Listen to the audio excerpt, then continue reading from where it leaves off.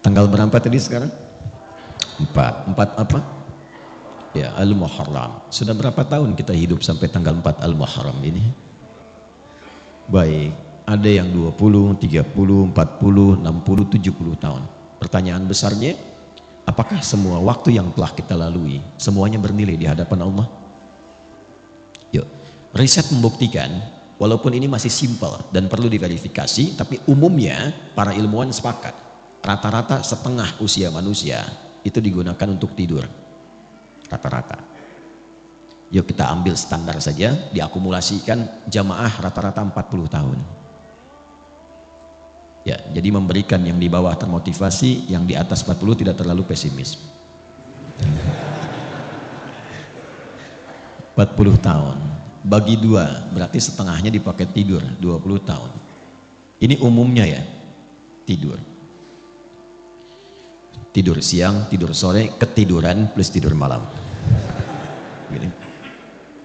Berarti aktivitas produktifnya berapa? Selebihnya 20 tahun. Ini yang dipakai beraktivitas. Baik, ini amalnya. Kira-kira dari 20 tahun ini yang jadi amal soleh berapa tahun? Kan ada soleh, ada salah kan? Rumusnya kan begitu. Orang menatap itu kalau bukan soleh, salah kan? Yang sudah menikah menatap istri sendiri, soleh.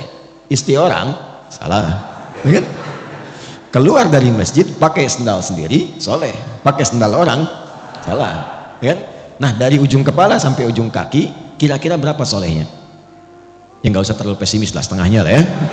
10, ya kan? 10 tahun. Alhamdulillah. Nah, potensi amal soleh yang dilakukan misalnya 10 tahun. Saya mau tanya, dari 10 tahun ini yang ikhlas berapa tahun? Alhamdulillah, ya kan? Setengahnya. 5 tahun ikhlas. Ikhlas, Masya Allah. Dosanya berapa tahun? Kan di hadis Muslim begitu, akan menutup kan? Ya'ti yaumal qiyamati bi salatin wa siyamin wa zakatin, tapi sayang ada yang wayati qad syatama hadza wa qadhafa hadza wa daraba hadza wa safaka dama hadza tu'khadhu hadza min hasanati wa hadza min hasanati. Paham? Tidak.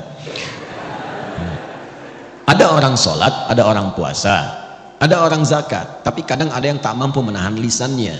Dia sholat tapi masih mencela orang. Dia puasa bikin hoax. Dia juga berzakat tapi juga suka berselisih. Ada orang pulang ngaji sudah berdebat berselisih.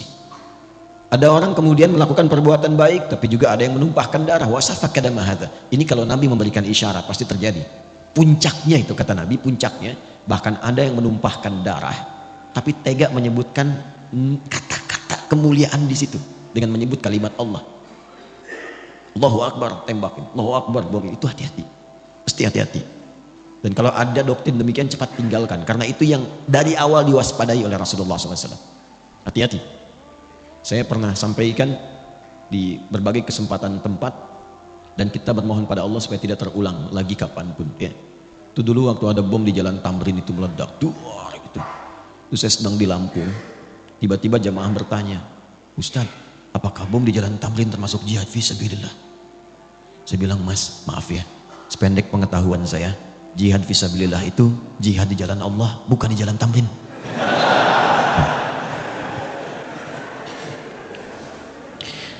Ya, jadi kalau kita mengukur-ukur kesalahan, rasanya hidup itu pesimis. Kalau kalkulasinya manusia. Tapi kalau kita kembalikan pada hukum Allah, makanya kalau rajin ngaji itu hidupnya cerah. Alhamdulillah di situ ada taubat. Kebayang nggak orang sudah bunuh 99, dia genapkan jadi 100.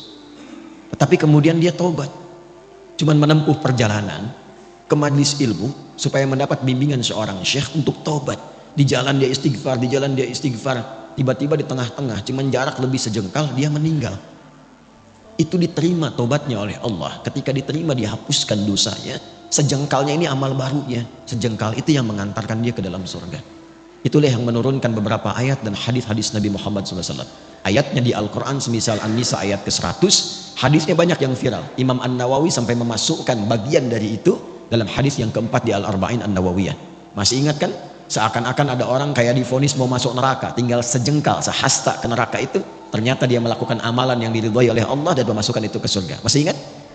Itu kalau punya visi hidup. Kalau nggak punya, terancam juga. Maka kembalikanlah ke Al-Quran, bagaimana kita menata yang akan dikerjakan dan menutup yang telah dilakukan yang salah-salah, mengambil bekal sisa dari yang soleh untuk menatap ke depan. Inilah yang akan kita bahas setiap berganti tahun dengan mengacu kepada Al-Quran surah ke-9 di ayat 36. Dan ini harus dilakukan setidaknya setiap tahun berganti, walaupun idealnya setiap hari.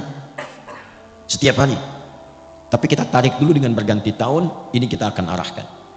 Yuk menyusun kurikulum hidup dalam setiap pergantian tahun baru. A'udzubillahi minasyaitonirrajim. Bismillahirrahmanirrahim. Kita mulai. Inna iddatash syuhuri 'indallahi 12 syahran fi kitabillah yauma khalaqas samawati wal ard minha arba'atun hurum dzalika ad-dinul qayyim fala tadhlimu fihinna anfusakum. Stop sampai situ dulu di kurikulumnya. Inna harfu nasbin wa taukidin tansibul isma wa tarfa'ul khabara mabniyun 'ala al-fathi la mahalla lahu min al-i'rab. Inna itu huruf yang digunakan dalam bahasa Arab, fungsinya menegaskan informasi, yang menunjukkan informasi ini tidak main-main, isinya serius. Jadi kalau ditemukan inna mengawali ayat Al-Quran, maka cara memahaminya, informasi yang akan Allah sampaikan begitu penting dan serius. Sampai kemudian nasbin, ini ngajinya agak dalam ya. Kalau ngaji biasa itu hanya menunjukkan setelah inna itu nasab. Tapi kalau kita agak dalam ngajinya, nasab itu asalnya menancapkan sesuatu dengan kuat agar tidak goyah. Nasaba rajulu asahu fil ard. Seorang lelaki menancapkan tongkat dengan kuat, saking kuatnya nggak goyah. Jadi kalau ada kalimat informasi dalam Quran, ayat dibuka dengan inna, serius itu, tancapkan informasinya dalam jiwa, jangan goyah. Pegang. Sampai Anda mau bersin, tidak bersin, tetap pegang. Ya. Jangan ragu. Yang bersin jawab, nanti beliau jawab lagi, ya. Orang bersin kemudian mengatakan yarhamukallah. Antum jawab apa? Itulah indahnya Islam. Tidak ada kegiatan kecuali dengan kebahagiaan, kebaikan dan doa. Jadi kami waktu belajar ada yang bersin, kemudian dia bilang kan yarhamukallah. Kata dosen kami, yahdini awalan tsumma antum. Semoga Allah memberikan hidayah pada saya dulu baru kalian. Yuk sini.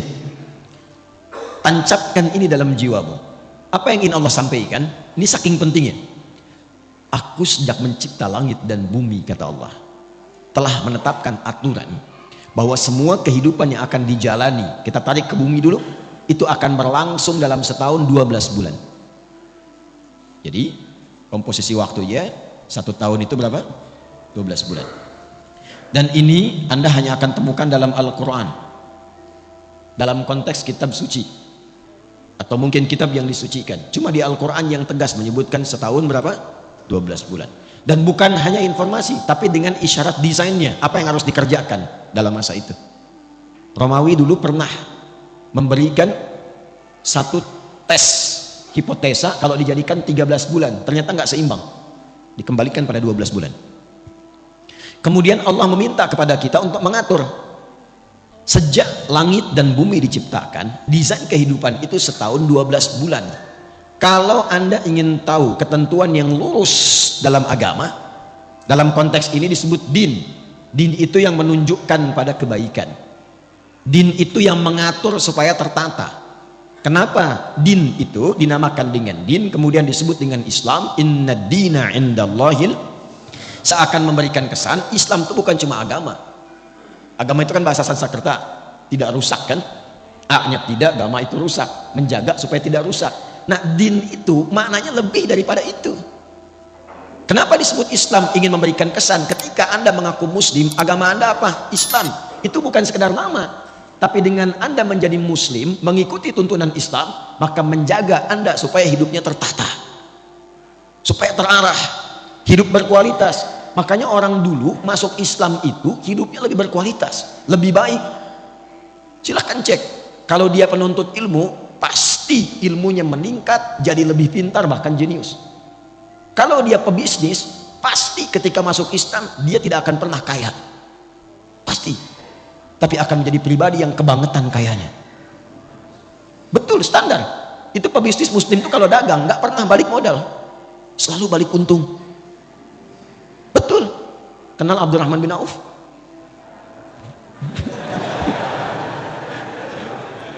Saya nggak akan tanya kenal di mana. Saya itu riset ilmiah. Ini dipertanggungjawabkan dan disidang oleh profesor-profesor di satu kampus. Singkatnya begini, saya riset perbandingan pra-Islam dengan pasca-Islam. Abdurrahman bin Auf, singkatnya saat masuk Islam, itu dalam bisnisnya yang berkah itu, kalau dikonversi ke sekarang, aset dan semuanya, itu nilainya 72.000 triliun. Elon Musk belum ada apa-apa. Dan baru turun kemarin jadi 2.800-an. Jeff Bezos 1.800-an triliun. Itu belum ada apa-apanya baru kaya. Abdurrahman bin Auf itu kebangetan kayanya. Kebangetan. Kapaknya terbuat dari emas. Tapi masuk surga juga. Ya, daripada miskin gak jelas kan? Gitu. Luar biasa. Jadi semua orang tuh jadi orang hebat. Terus yang tadinya itu angkuh jadi orang yang tegas, yang sombong jadi tawadhu. Semua berubah. Itulah muslim. Jadi kalau hari ini ada yang mengaku orang Islam, kok bisa kata-katanya menjadi kotor, kakinya melangkah pada yang tidak baik, masa depan tidak tertata, nggak tahu kegiatan apa yang mau dikerjakan, berarti ada yang belum sempurna dalam keislamannya. Nah, ini yang menjadikan kita diminta oleh Al-Quran, coba tata supaya lurus. Dzalika dinul qayyim. Qayyim itu kan lurus, tegak, berkualitas, benar. Sifatnya disebut dengan qiyam. Orangnya qaim, yaqum. Setiap mau sholat kita akan ada iqamah kan, aqama yuqimu, supaya sholatnya benar, lurus, tertata, safnya lurus. Itulah muslim. Itulah muslim. Nah, singkatnya di ayat ini, gambaran cepatnya orang Islam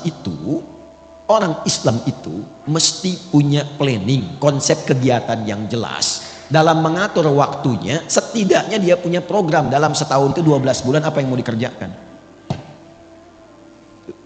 Nanti akan ditarik ke harian, makanya nanti akan dibagi ke dalam konsepsi waktu sholat itu setiap harinya, tapi targetnya tahunan.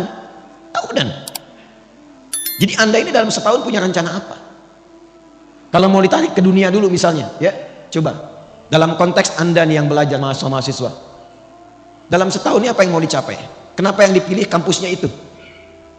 Mau jadi apa ke depannya? Petakan, turunkan, dibagi ke dalam 3 bagian minimal. Makanya minha arbaatun hurum, 12 dibagi 4 berapa? 3. Jatuhnya per trimester, 3 bulan, 3 bulan, 3 bulan, bagi 4 bagian, dievaluasi. Sudah tercapai belum? Tercapai belum? Apa yang harus dilengkapi? Apa yang harus dikurangkan?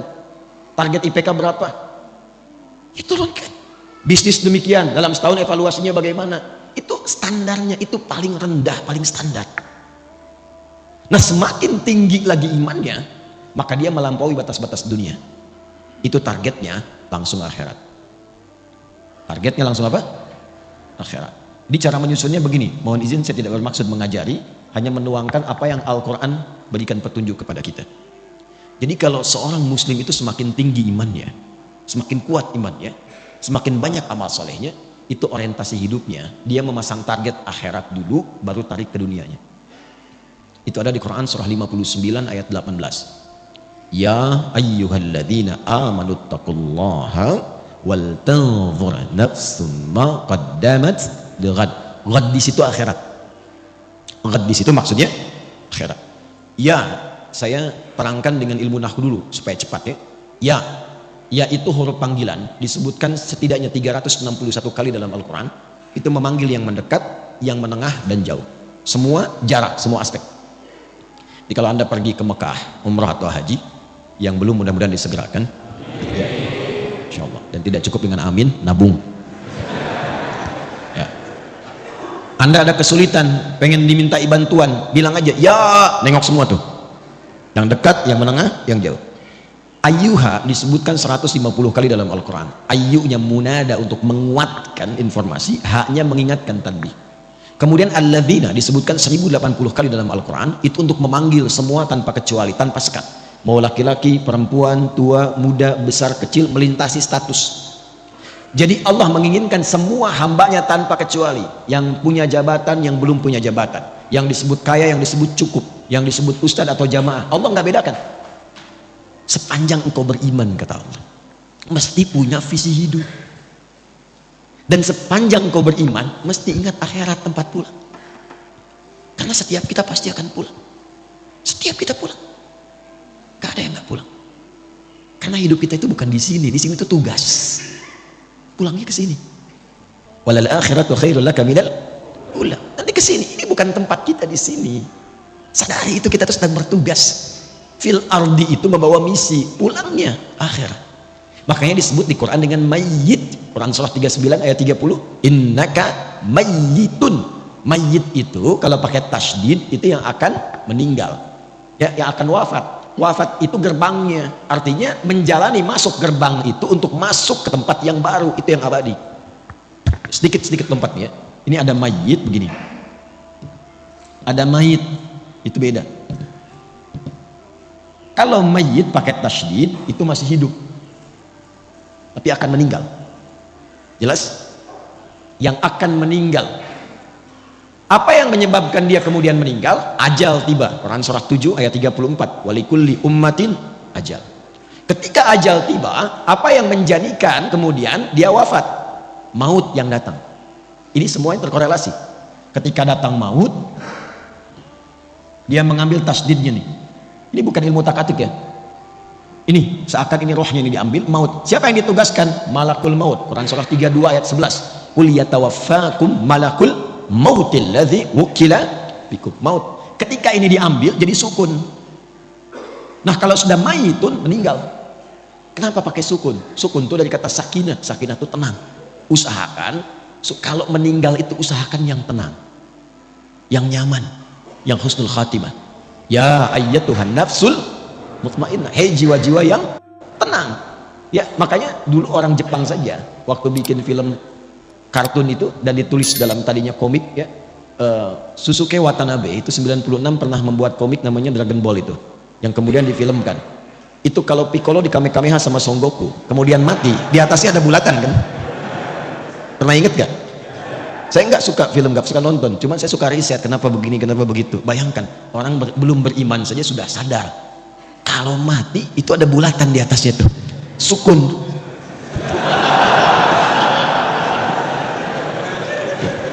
Enggak. Tuh. Coba nanti yang belajar bahasa Arab agak dalam belajarnya. Itu di bahasa Arab itu harokat pun ada artinya. Itu harokat. Kenapa sukun, kenapa fathah, kenapa dhammah, kenapa kasrah, itu ada artinya. Jadi kalau panjang waktunya bisa saya bahas. Tapi karena terbatas kita fokus. Kita sampai jam berapa? Ya, insya Allah tidak ada masalah. Anda silahkan sampai zuhur. Saya 6:04 saya pamit. Dan nanti kapan-kapan lagi lah, kapan-kapan. Insya Allah ya. Tapi saya punya cerita singkat dulu. Jadi satu kali saya ke Garut, ini kisah nyata. Lalu dihidangkan, Ustadz ini sukun katanya. Oke. Saya bilang bukan Pak, ini kasrah. Kalau sukun dia masih di atas, bulat. Begitu jatuh ke bawah itu kasrah. Bapak belah-belah begini itu fathah. Kalau udah kumpul dhammah. Maka dia pulang ke istrinya, kembali ke dapur, dia katakan, "Mah, kata Pak Ustadz bukan sukun, ini kasrah." Ini kisah nyata ini. Kembali sini. Semakin tinggi imannya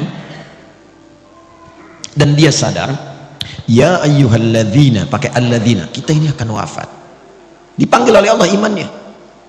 Dipanggil, harus punya visi. Baik engkau yang merasa imannya itu, maaf, lemah sehingga jauh dari Allah. Ya, kan orang lemah itu kalau lemah iman rasanya malu kalau mau ibadah, seakan jauh ya kan, mau ngaji malu, mau ke masjid malu gitu ya. Ada yang standar menengah, standar. Ada yang kuat, saking kuatnya Masya Allah cepat. Ilustrasi gampangnya itu waktu sholat. Kalau ingin kita mengukur tingkat kekuatan iman, gampang, cek dalam sholat. Itu standar Quran. Quran surah ke-8 ayat kedua, innamal mu'minuna alladzina idza dzukirallahu wajilat qulubuhum. Sungguh insan beriman itu bisa dicek standarnya. Kalau disebutkan nama Allah ada getaran dalam jiwanya. Konfirmasi iman. Nah, Allah menyebutkan namanya itu lewat muadzin dalam adzan, dipanggil adzan itu Adzan dari kata udhun, telinga. Kenapa disebut adzan? Karena lafaz ini satu-satunya yang akan sampai ke telinga 24 jam berputar. Diperdengarkan nama Allah setiap berganti waktu. Baru bangun disebutkan, siang disebutkan, sore disebut, sampai malam. Untuk dilihat standar iman dalam sehari itu bagaimana kualitasnya. Karena kata Nabi, nanti ada yang yusbiqu mu'mina wa yumsi kafirah. Akbar. Ya. Kita ambil misalnya zuhur jam berapa? Subuh jam berapa? 4.24, 4.22, terjadi perbedaan pendapat. Ya kita ambil pas dekat komat lah, 4.25 misalnya. Nah ini kalau adzan 4.25, Allahu Akbar, Allahu Akbar, Anda langsung sadar, ya Allah adzan, saya siap-siap. Nah itu kualitas imannya standar. Standar. Belum kuat. Tapi kalau dari jam 4 Anda sudah siap-siap, belum dipanggil, sudah ada getaran untuk merespon, itulah iman yang kuat. Tapi kalau dipanggil 4.25, Anda baru sadar 5.24. Nah ini yang dimaksud teman. Tapi ketika berbicara tentang visi dan misi hidup, Allah tidak bedakan, dipanggil semuanya. Hei, baik yang merasa imannya masih lemah, yang menengah ataupun yang kuat, itu Masya Allah. Allah panggil semua dengan engkau mengerjakan ini. Yang lemah akan jadi kuat, yang kuat semakin rekat, dan yang menengah akan semakin dekat dengan Allah Subhanahu wa taala. Wal tanzura nafsum ma qaddamat. Engkau harus punya visi untuk pulang. Jangan-jangan dunianya nyaman, akhiratnya terancam. Maka cara menyusunnya begini. Nah, ini yang paling penting. Kalau kita ingin menjalani aktivitas dunia supaya nyaman, jadi apapun silakan. Ini tidak merubah status Anda. Yang wali kota tetap wali kota, yang camat tetap camat, yang dosen tetap dosen, nggak berubah. Tinggal Anda ingin upgrade atau tidak. Saking pentingnya bunyi itu ya, mengingatkan. Ya, suruh nanti saya terangkan. Tarik ini sampai ke masa kita sekarang. Dari sini dulu, dari akhirat. Ini kan tempat pulang terakhir kan. Logika sederhananya begini. Kalau kita ingin menempati tempat untuk pulang yang terbaik, sekarang sedang kita beraktivitas, berarti kita siapkan kan tempat yang bagus, kalau pulang nyaman, tempatnya enak dan sebagainya. Nah, Allah sudah menawarkan melalui Rasulullah ada 8 tempat indah saat pulang di akhirat. 8 jenis yang disebut dengan jannah, surga. Jadi surga itu ada 8 jenisnya. Dari mulai yang biasa, tapi maaf, sebiasa-biasanya pun surga. Ya, mala ainan ra'at wala udhunun sami'at wala khatara ala qalbi bashar. Itu indah, ingin apapun celing langsung ada. Itu ada di Al-Baqarah ayat 25. Wa utubihi mutasyabiha. Antum sekarang, waduh lapar nih, udah nunggu dari tadi, kan? Pengen makan, pengen sarapan, pengen macam-macam. Di surga beda. Begitu antum ingat nasi uduk, celing ada. Apa aja? Itu yang surga biasa. Apalagi yang indah seperti Firdaus, surga Aden, Darussalam, Jannatun Na'im. Pertanyaannya, saya cuma tanya 2 hal. Satu, siapa yang ingin masuk surga? Alhamdulillah. Tapi tidak semua yang ingin ke surga itu yang tahu dan jelas punya gambaran surga mana yang mau dimasuki. Ini antum nih yang kuliah, kalau nggak tahu apa yang mau dicapai, kampus mana yang mau dipilih? Mau jadi apa? Anda kalau nggak punya visi, untuk apa Anda bekerja beraktivitas, akan bingung apa yang mau dikerjakan, hasilnya apa yang mau diraih. Nah kita tarik dari atas, nih surganya mau yang mana? Supaya jelas, nanti dari situ muncul kurikulum, itulah yang dikerjakan selama hidup, itu aja terus, sampai wafat. Hidup itu kan gampang, cuma tinggal menunggu wafat saja. Setelah itu selesai, kita mendapatkan apa yang disiapkan. Nah, saya ingin cepat karena waktunya tinggal 15 menit lagi. Setelah itu kalau ada waktu kita diskusi supaya memberikan kesempatan Syuruk dan yang lainnya. Fokus baik-baik. Saya akan cepat. Dari 8 jenis surga ini kita sepakati dulu jamaah. Mau surga yang mana? Oke ya, gak apa-apa. Saya paham. Saya paham ya. Kan selalu terjadi begitu, nggak ada masalah ya. Nggak ada masalah. Memang rumusnya begitu. Kalau kita mau pilih sesuatu, pilih yang tinggi. Sehingga nanti effortnya dari dalam diri kita itu semakin kuat ingin mencapai. Jadi kalau nggak nyampe, nyangkutnya masih deket-deket. IPK 4, target belajarnya itu kuat. Kalau nggak nyampe, nyangkutnya ya 3,9, 3,8. Jadi kalau mau target surga, targetkan yang tinggi. Sebab kalau yang biasa-biasa, yang penting ke surga ya nggak apa-apa. Kalau nggak nyampe, nyangkutnya di mana? Ini Firdaus. Sudah? Oke, tarik ke sini. Tinggal keluarkan di Al-Quran kurikulum surga Firdaus. Tunggangi aktivitasnya di bumi. Dan alhamdulillahnya nggak pernah disebutkan dalam Quran hanya kiai, hanya ustadz, hanya habib, hanya tokoh, hanya ulama masuk surga ini. Tidak. Allah turunkan dalam bentuk sifat dan kegiatan kurikulum. Quran surah ke-23 ayat 1 sampai 9.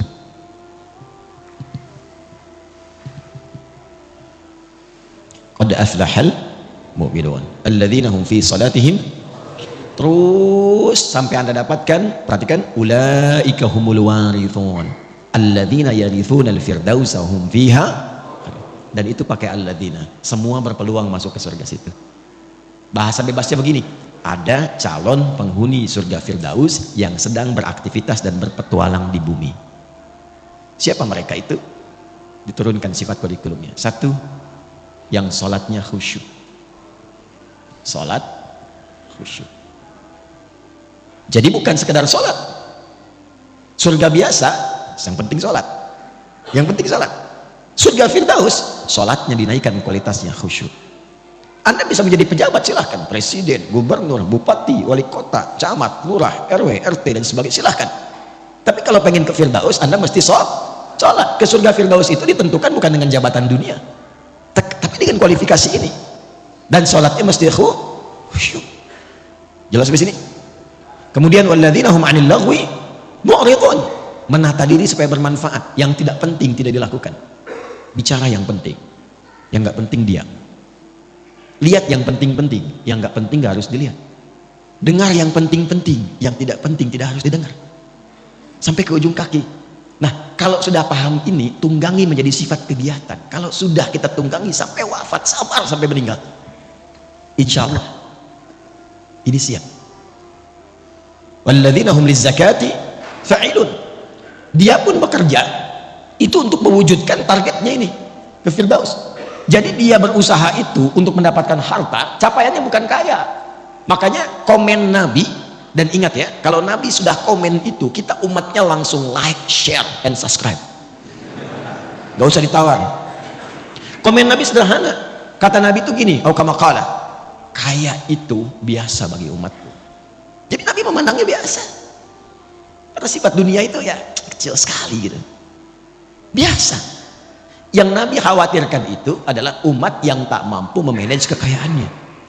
Nah, calon penghuni surga Firdaus ini, dia pun kalau berbisnis, berdagang, berusaha untuk kaya, bukan sekedar kaya, kayanya itu untuk beramal, lizakat, minimal untuk zakat.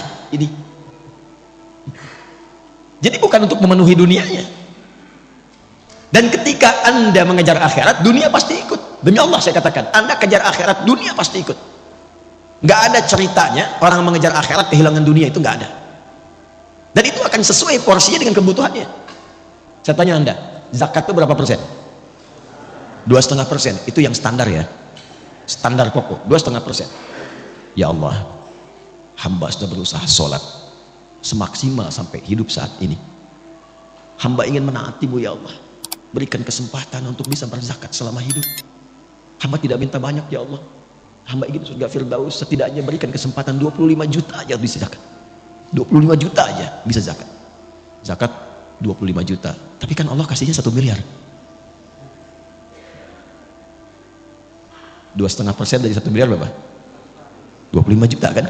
Jadi ketika Anda minta 25 juta untuk zakat, Allah kasih 975 juta lebihnya. Itu konsep dasarnya. Jadi kalau Anda niatkan yang bisnis, yang kerja untuk menaati Allah, untuk ibadah, mengikuti pedoman Rasulullah, dunia ikut. Nanti lebihnya tinggal dibagi untuk keluarga yang dekat, keluarga menengah, keluarga jauh. Disinilah muncul skema infak namanya. Diatur kebutuhan Anda berapa, lebihnya itu untuk beramal. Makanya kita pandai-pandai melihat Allah titipkan apa kepada kita. Cuma 4 pilihannya. 1 ilmu, 2 harta, 3 kedudukan, 4 tenaga. Dan keempat-empat ini contohnya sudah ada pada kepribadian para sahabat ketika belajar dengan Nabi. Dan Nabi mengakumulasi semuanya. Jadi ketika Anda dititipkan pengetahuan, ilmu, mau jadi apapun, maaf, ustadz, dosen, macam-macam. Nah, pertanggungjawaban pertamanya itu, pertanyaannya bukan seberapa besar gelar Anda, berapa banyak ilmu itu yang telah mengenalkan Anda dengan Allah. Kan jelas, itu setiap bangun loh standar. Jadi kalau kita bangun tidur, itu langsung ditanya ya pada diri kita melalui hadis Nabi. Sampai bangun itu sudah seberapa dekat dengan Allah? Ingat Allah enggak? Itu ada di Abu Daud nomor hadis 1367. Silakan dicek. Dari Ibnu Abbas radhiyallahu taala anhuma. Itu kata beliau kalau Nabi bangun dari tidurnya, kana Nabiyyu sallallahu alaihi wasallam idza istaiqadha min naumihi fajalasa. Kalau Nabi bangun dari tidur duduk dulu. Enggak langsung, jangan langsung beraktivitas, duduk supaya tenang. Wa masaha bi yadihi min athari naumih. Kemudian menghilangkan bekas ngantuknya dengan tangan yang bersih ya. Karena nanti ada hadis lain kalau menduga tangannya kotor cuci dulu. Karena engkau tidak tahu kemana tangan itu berkelana saat tidur. Setelah sadar baru baca. Apa yang dibaca? Sebelum doa itu ada bacaan dulu, wa qara'a khawatim surah Ali Imran, dan membaca 11 ayat terakhir surah Ali Imran. Surah itu kurikulum hidup yang menyadarkan jangan sampai bangun dan beraktivitas Anda tidak kenal Allah apapun profesinya. Inna fi khalqis samawati wal ardi wa ikhtilafil laili wan nahari la ayatin liulil. Siapa ulul albab itu? Alladzina yadhkuruna Allaha qiyaman wa qu'udan wa 'ala wa yatafakkaruna fi khalqis samawati wal rabbana ma khalaqta hadza batila subhanaka faqina. Jadi Anda mau tugas jadi udara, darat, lautan, bekerja apapun, kalau Anda mengaku muslim, ingat Allah. Itu poinnya. Yang menjabat silahkan. Bapak di wali kota, ada di RW, di RT, Anda nggak akan ditanya berapa banyak yang telah dikumpulkan dari pangkat dan jabatan. Pertanyaan pertamanya, berapa amanah Allah yang telah engkau berhasil selesaikan? Kenal Allah nggak? Harta juga begitu. Jadi ketika Allah titipkan, menatanya begini, menatanya. Bukan semuanya itu harus dibelanjakan. Nih, yang untuk ibadah akhiratnya. Untuk keluarga berapa? Setelah itu sebagian infak awal, 5 golongan, Al-Baqarah 215. Setelah itu lebihnya baru keluar. Anda dapat sebulan 100 juta, hitung. Setelah keluar zakat, ini yang di rumah berapa kebutuhannya? Misal 30 juta. Lalu dari 5 golongan yang 215, ayat 215 di Al-Baqarah, ada orang tua di situ. Yas'alunaka madza yunfiqun qul ma anfaqtum min khair falil walidain wal aqrabin, kerabat dekat, paman, bibi, ya adik, kakak dan sebagainya, keponakan, wal yatama, anak yatim, wal masakin, orang miskin, wabnis sabil, yang kesulitan di perjalanan. Porsinya berapa? Setelah itu baru keluar yang jauh. Jadi siapa untuk keluarga, tabungannya bagaimana, selebihnya itu untuk ibadah. Inilah Firdaus. Dan kalau dikumpulkan terus pun tanpa arah itu percuma, karena saat meninggal dibalutnya cuma pakai kain kafan dan silahkan cek tidak ada kantongnya. Silahkan cek kalau nggak percaya. Jadi polanya seperti ini. Kalau ini sudah paham dan menjaga kehormatan, walladzina hum li furujihim hafidun. Ini aja sifatnya. Ada 5 sifat, silahkan nanti cek ayatnya. 5 ini turunkan, ikuti selama hidup. Dan jadi apapun. Dan sahabat itu nggak keluar dari yang 4 yang tadi kita pilih. Silahkan dari sekarang tetapkan, mau berjuangnya lewat harta seperti Abdurrahman bin Auf, Utsman bin Affan radhiyallahu taala anhuma, mau dengan ilmu seperti Ali bin Abi Thalib, Abu Hurairah, Salman Al-Farisi radhiyallahu taala anhum jami'an, mau dengan kedudukan seperti Amr bin As, silahkan radhiyallahu taala anhu, atau mau dengan tenaga saja seperti Bilal bin Rabah. Kalau sudah paham, hidupnya enak. Bilal itu azan, Allahu Akbar, Allahu Akbar. Nabi komen, begitu selesai kata Nabi, aku mendengar suara terumpah Bilal itu di surga. Bilal langsung menyimpulkan, azan aja saya udah ke surga, apain saya capek kayak Utsman gitu. Karena jelas orientasi hidupnya, sehat juga, makan juga, cukup, dan tidak akan iri dengan ilmunya Ali, tidak akan iri dengan kayanya Utsman, dan gak akan flexing. Itu Bilal biasa saja. Bilal itu sepeninggal Nabi itu dicari oleh orang-orang untuk diangkat jadi hakim agung dengan gaji yang sangat tinggi, tapi Bilal menolak untuk mempertahankan kalimat Nabi yang telah beliau pegang gitu, karena orientasinya jelas. Saya tanya antum ya, antum pilih mana? Subuh di Masjid Ar-Raya atau diajak olahraga dikasih hadiah 10 juta?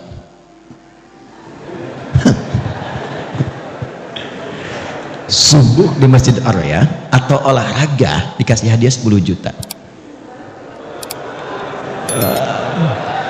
Maaf, pilihan cuma 2, nggak ada yang ketiga. Itu memang nggak mudah. Tapi kalau kita paham orientasi hidup, bukankah 2 rakaat sunnahnya saja sudah lebih daripada dunia dan seisinya? Itu kalau punya orientasi. Kalau nggak jelas, nggak punya pedoman, susah memilihnya.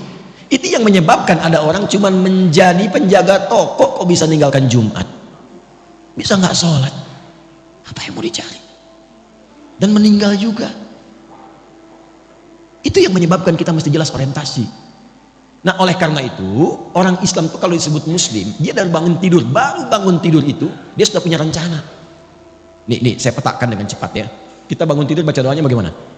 Alhamdulillahilladzi ahyana ba'dama amatana wa ilaihin. Baik, hadisnya riwayat Mu'adz bin Jabal dan Jundub bin Junadah. Di Al-Bukhari kita temukan. Fokus. Tapi tidak semua yang baca itu paham maksudnya. Alhamdulillahilladzi ahyana. Ya Allah, terima kasih. Segenap ucapan syukur hamba ucapkan syukur kepadamu yang telah memberi kesempatan hidup sampai detik ini. Dan diberikan kesempatan hidup ba'dama amatana, setelah tadi diwafatkan sementara. Tapi kalau bahasa bebasnya begini, kalau kita ngaji tahu isinya, itu bahasanya begini, ya Allah, bila pun ajal hamba tiba saat tidur tadi, bisa engkau langsung wafatkan, tapi engkau memberikan kesempatan hamba hidup kembali sampai ajal tiba. Wa ilaihin nusyur, maka hamba berjanji tidak akan menyia-nyiakan kesempatan hidup sekarang. Hamba akan cari bekal untuk pulang menghadap kepadamu. Itu kalimatnya. Karena itulah ketika bangun dipanggillah oleh Allah. Dalam sholat pertama kita menghadap. Kenapa menghadap? Kita minta bimbingan taufik dari Allah supaya nggak salah langkah. Maka disebutlah kemudian sholatnya dengan subuh. Sifatnya disebut dengan fajar. Apa itu subuh? Dari kata asbah. Asbah itu sesuatu yang siap dengan rencana. Wasubhi idza tanaffas. Quran surah At-Takwir ayat ke-18. Wasubhi idza tanaffas. Dan demi waktu subuh kalau sudah tiba, kita mesti punya rencana yang jelas berdasarkan nafas yang kita lalui. Makanya matahari pun mulai memancar, tumbuhan mengeluarkan oksigen, semua manfaat. Orang Arab kalau ditanya kaifa asbahtum, maksudnya apa kabar anda hari ini dan punya rencana apa. Jadi jangan sampai ada orang Islam bangun dari tidur, dia nggak jelas jam 7 apa yang mau dia lakukan, jam 8 apa yang mau dia kerjakan, jam 9 akan ada di mana, zuhur anda mau sholat di mana, berapa ayat yang sekarang akan dibaca hari ini, berapa infak yang mau dikeluarkan hari ini.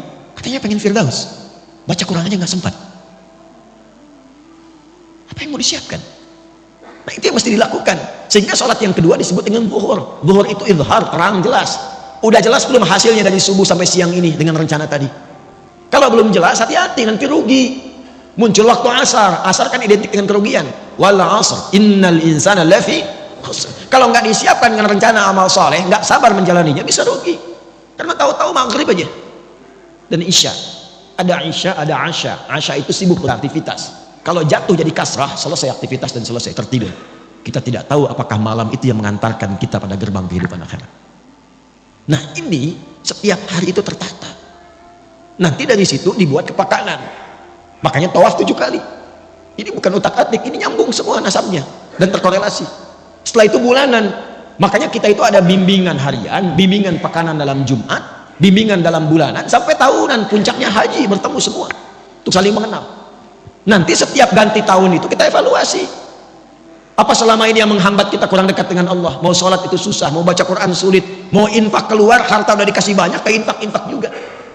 Sederhana. Mungkin ada yang haram yang masuk dalam tubuh kita. Ada yang haram yang masuk dalam tubuh seseorang.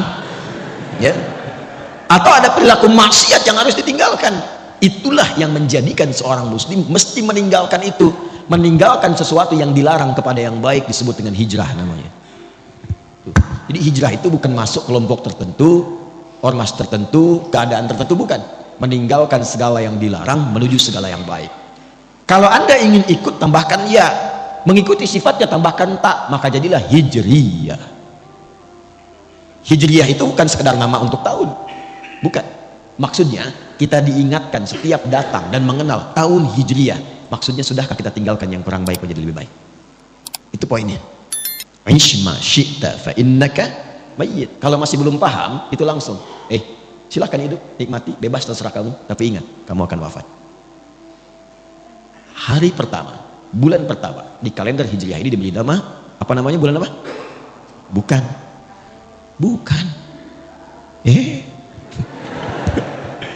Saya tanya apa Muharram? Bukan, bukan Muharram. Yang tepat itu Al-Muharram. Ya, Al-Muharram. Kalau Muharram itu kegiatan yang diharamkan. Mabuk Muharram. Mencuri muharram, berselisih muharram, bertengkar haram, korupsi muharram, hukumnya disebut haram. Itu hukumnya. Kalau kita ingin jadikan pada komitmen waktu untuk meninggalkan segala yang dilarang, saya ingin waktu ini, sekarang ini, saya ingin meninggalkan yang haram dalam pandangan, saya ingin meninggalkan yang haram dalam perkataan, maka rubah katanya dari muharram menjadi al-muharram. Jelas? Itulah kenapa disebut al-muharram.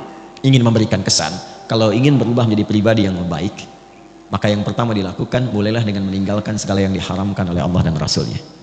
Setelah itu bikin resolusi, rencana terbaik untuk setahun ke depan minimal. Makanya nanti di tanggal 10 itu ada puasa untuk mengevaluasi yang setahun berlalu. Bukankah puasa al-muharram itu menggugurkan dosa setahun? Ya kan? Itu mengevaluasi setahun berlalu untuk punya resolusi setahun yang akan datang. Apa yang mau disiapkan ke depan? Nah, karena itu saya akan akhiri, mudah-mudahan pertemuan ini menjadikan kita lebih terarah, ya, lebih baik, dan punya orientasi yang jelas. Saya akan tutup dengan kisah seorang suku Badui yang datang kepada Nabi SAW. Terdapat dalam hadis riwayat Muslim.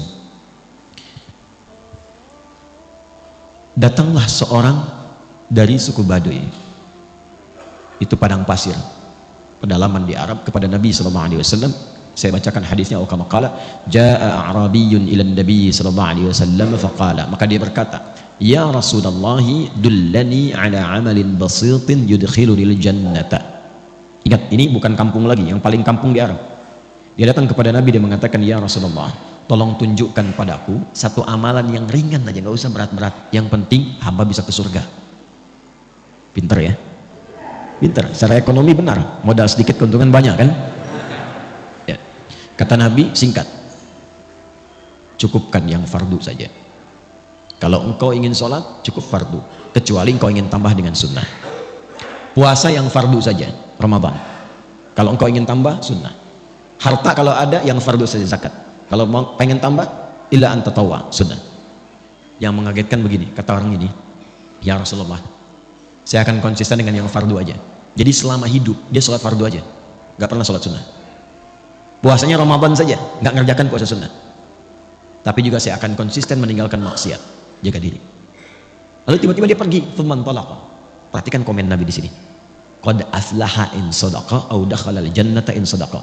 Kalau dia komit, konsisten dengan apa yang dia katakan tadi, dia akan masuk surga. Tapi kalimatnya jannah. Ya, jannah, tidak menyebutkan firdaus, bukan adem. Karena memang Nabi membalas keinginannya, yang penting ke surga. Jadi sebetulnya simpel. Dia mengerjakan kegiatannya yang sederhana, yang biasa-biasa, tapi visinya tinggi. Nah, cuman dia mengetahui keadaannya. Dia paham, dia itu nggak sanggup sholat sunat tahajud karena tinggalnya nomaden, pindah-pindah. Kadang-kadang malamnya ada badai, terganggu. Maka dia komit dengan yang fardu. Dia mungkin tidak kerjakan sunnah, tapi dia tinggalkan maksiat. Tapi antum tidak harus pilih seperti dia. Kenapa? Karena tantangan mereka dengan kita beda. Di padang pasir, maksiat apa yang mau dilakukan? Lihat onta nggak pakai baju, emang begitu. Pemandangannya ya gersang saja. Jadi potensi maksiatnya kecil, tinggal nata diri saja. Sekarang antum buka HP sudah maksiat. Oke. Jalan baliho aurat terbuka, lihat. Nggak sengaja, tapi gini lagi. Benar nggak ya? Salah. Maka kita harus punya visi yang lebih besar lagi. Ya, maka saya bandingkan sebelum saya akhiri. Ini saya selalu sampaikan yang nyata-nyata. Kalau bukan Quran hadis, yang ini kisah yang saya alami sendiri. Antum nih datang, masya Allah, masjid bagus. Semoga Allah berkahi semua. Fasilitas enak, komplek baik. Jadi saya mau tutup ya, cuma untuk menggugah kita semua saja. Saya ingin ajarkan pada anak saya dulu bagaimana sirah Nabi dari mulai dasar saat menggembala kambing. Maka saya ajak anak saya itu ke satu puncak bukit, karena saya dengar ada orang soleh memelihara kambing. Saya ajak dengan istri, dengan keluarga situ. Singkatnya sampai di atas, masya Allah itu orang luar biasa. Tinggal di perbukitan, tapi ketika datang tamu semua diada-adakan. Padahal pendapatan ketika saya tanya cuma 100.000 per bulan. Tapi rasanya mewah, kebahagiaan terpancar. Saya lihat di mana kambingnya, saya ingin lihat. Oh di sana Gus, katanya. Saya datang. Begitu saya lihat bersih kambingnya, bagus. Tapi yang membuat saya agak heran itu mulutnya ditutup pakai potongan dari plastik botol minuman. Saya nggak sebut merek ya supaya tidak endorse. Jadi kalau ada begini dipotong tapi yang agak besar tuh, ditutup mulutnya. Itu saya tanya tegas sekali, ini kenapa kambingnya? Kok ditutup, sakit? Perhatikan jawabannya. Bukan Gus, katanya. Ini kambing baru datang di tempat saya beli. Saat saya mulai beli itu, aukamakala, saya tutup mulutnya pakai bagian dari botol itu supaya saya jaga di jalan sampai ke sini dia tidak memakan yang bukan haknya. Itu saya diam. Berapa detik saya menangis. Anda lebih berhak mendapatkan rahmat Allah. Saya mengajar sekian hadis, mendatangi pengajian hanya untuk menerangkan hadis ini. Anda bahkan mempraktekannya pada hewan yang Anda gembalakan. Jadi bayangkan, orang yang dianggap biasa, mungkin hartanya sedikit, yang jarang ngaji ke tempat yang mewah-mewah begini, mulut kambingnya aja ditutup. Kenapa Anda yang sudah Allah berikan fasilitas luar biasa, ngajinya enak, keadaannya nyaman, fasilitas mewah, hanya untuk menjaga lisan saja, kadang-kadang kita tidak mampu. Bertakwalah kepada Allah karena kita akan meninggal. Wafatlah dalam kebaikan. Tibalah seorang yang sangat luar biasa, istrinya juga luar biasa, anaknya luar biasa, kerjanya biasa, sederhana. Tapi ketika dikunjungi dia mengatakan istrinya, Abi alhamdulillah kalau pulang bawa rezeki banyak sekali. Setelah saya cek 500.000 sebulan. Apa yang dikerjakan suaminya? Kerja serabutan sana sini. Tapi kalau datang tamu semua ada. Tanpa Anda sadari, istrinya hafal Quran 7 riwayat. Suaminya hafal Quran, anaknya hafal Quran. Keluarga itu ahli Quran yang menikmati hidupnya hanya untuk menunggu jumpaannya dengan Allah Subhanahu wa taala. Sifat apapun bisa kita kerjakan, tapi pilihan bisa kita pilih untuk menentukan bagaimana akhir kehidupan kita. Jangan sampai satu Al-Muharram itu cuma jadi kumpul-kumpul, datang kembang api lebar, tertawa gembira, akhir tahun foto-foto bikin konten, tapi tidak jelas kehidupan untuk kembali pulang. Semoga Allah memuliakan kita, ya, memaafkan kita, mengampuni dosa-dosa kita. Saya meminta maaf karena ada satu di antara jamaah yang tinggal di Bekasi, ibunya pun orang saleh, insya Allah baik, meninggal dunia dan dimakamkan di Batu. Saya sudah berjanji dari sini saya akan ke Batu untuk menziarahi dan mendoakan dan langsung ke bandara. Jadi kita akhiri dengan bermohon berdoa pada Allah Subhanahu wa taala. Mudah-mudahan doa kita dikabulkan dalam kebaikan. Allahumma taqabbal minna innaka antas sami'ul alim wa tub 'alaina innaka antat tawwabur rahim. Salli wa sallim ala habibikal karim rasulika al-mustafa al-amin nabiyina Muhammadin wa ala alihi wa sahbihi ajma'in. Rabbana la tada' lana fi maqamina hadha wa fi kulli maqamin dhanban illa ghafartah. Ya Allah, jika ada pendosa hadir dalam majlis ini, jangan biarkan dia pulang kecuali Engkau ampuni seluruh dosa-dosanya. Wala hamban illa farajtah, jika ada yang sedang merasakan kegelisahan dalam hatinya, jangan biarkan dia pulang kecuali Engkau tenangkan keadaan jiwanya. Allahumma wala dainan illa qadaitah, jika ada di antara kami yang diuji dengan utang piutang, limpahkan rizki kepadanya untuk melunasi utang-utangnya. Allahumma wala asiran illa yassartah, ya Allah, Engkau Maha mengetahui. Boleh jadi di antara hamba-Mu ada yang datang membawa kesulitan di rumah tangganya, di pekerjaannya, kehidupan sosialnya. Dengan keikhlasan amalannya di hari ini, hilangkan dan angkat seluruh kesulitan-kesulitannya. Allahumma hafadh ya Allah biladana Indonesia waj'alna baldatan thayyibatan tardaha. Ya Allah, mohon jaga negeri kami Indonesia, anugerahkan kemakmuran, kesejahteraan yang Engkau ridhai dan jauhkan dari keburukan yang tidak Engkau ridhai.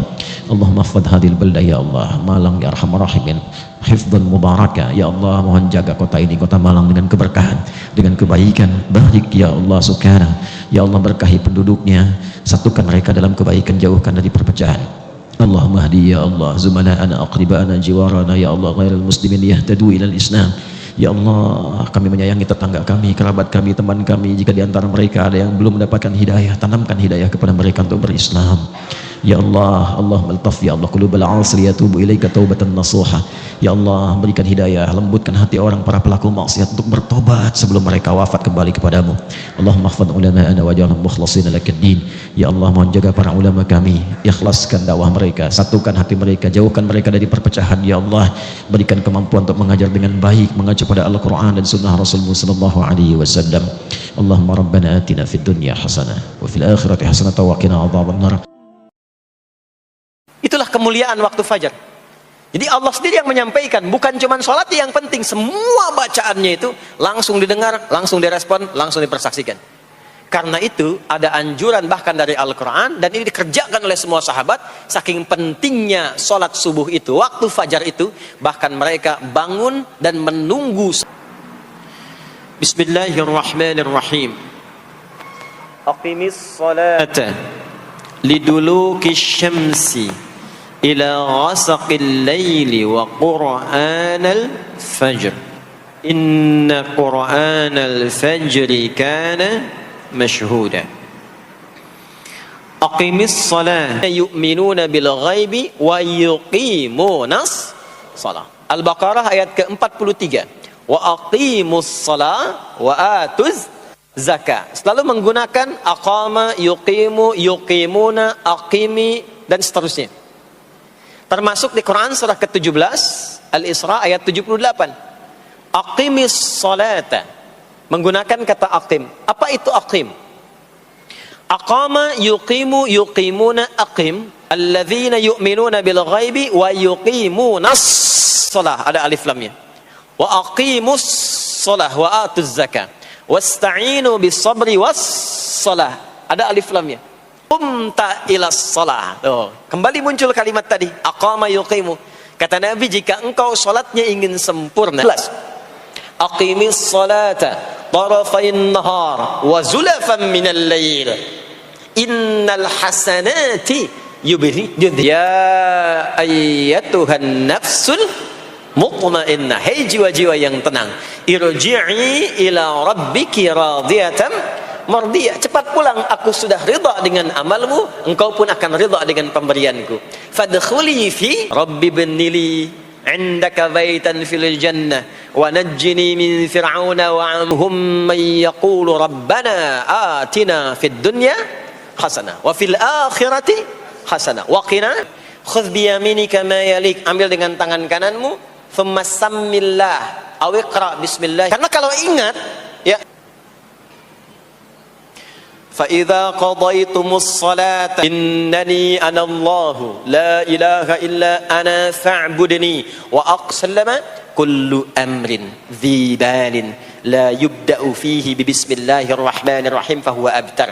ذَلِكَ دَعَا زَكَرِيَّا رَبَّهُ قَالَ رَبِّ هَبْ لِي مِن لَّدُنكَ ذُرِّيَّةً طَيِّبَةً إِنَّكَ سَمِيعُ الدُّعَاءِ. Turun jawaban, فَنَادَتْهُ الْمَلَائِكَةُ وَهُوَ قَائِمٌ يُصَلِّي فِي الْمِحْرَابِ أَنَّ اللَّهَ يُبَشِّرُكَ بِيَحْيَى. Jadi Nabi Zakaria itu dapat berita akan punya anak namanya Yahya saat. Demikian kajian Ustadz Adi Hidayat untuk hari ini. Semoga kita bisa mengambil pelajaran dari beliau. Dan terima kasih telah mengunjungi channel Sobat Dunia Akhirat. Semoga bermanfaat. Wassalamualaikum warahmatullahi wabarakatuh.